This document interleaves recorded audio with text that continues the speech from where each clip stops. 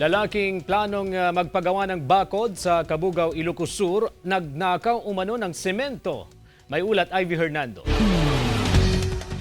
Hindi nakaligtas sa otoridad ang tangkang pagtakas ng sospek na si Jomar Dudang, 21 anyos, sa Cabugao, Ilocos Sur.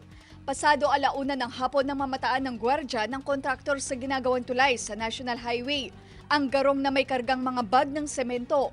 Nang lapitan, dito na mabilis na pinaandar ng sospek ang garong sa katumakas. Pagkakita ng gwardiya, yung gwardiya tumawag kaagad ng pulis. Kaya yung nagpapatrolya na team natin na mga kapulisan ay hinabol itong kurong-kurong ng sospek. Arestado ang sospek at nabawi ang 10 bag ng semento. Ang kanyang dahilan, Pagbakod ko lang po sana, tas dahil nagipit po ako, ma'am. Nainganyo na po ako sa kanya magnakaw.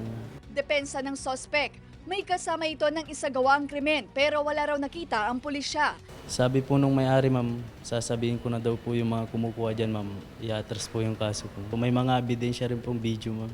Mga nagnanakaw ng bakal ko. Pero ayon sa pulisya, sa korte na magpaliwanag ang sospek. Hindi naabutan ng balitang Amyanan News Team ang gwardiya sa construction site. Ngunit doble bantay na raw ngayon sa mga materyales ang mga empleyado. Kasi ito yan di gwardiya, di ka dito yan di paging kabilang mi. Tapno no, siyempre, tulesan di kung wala na nagtakaw. Kumabantayan. Sinampahan na ng kasong pagnanakaw ang sospek. Kasama si Norman Racca, ako sa Ivy Hernando, naghahatid ng Balitang Amyanan.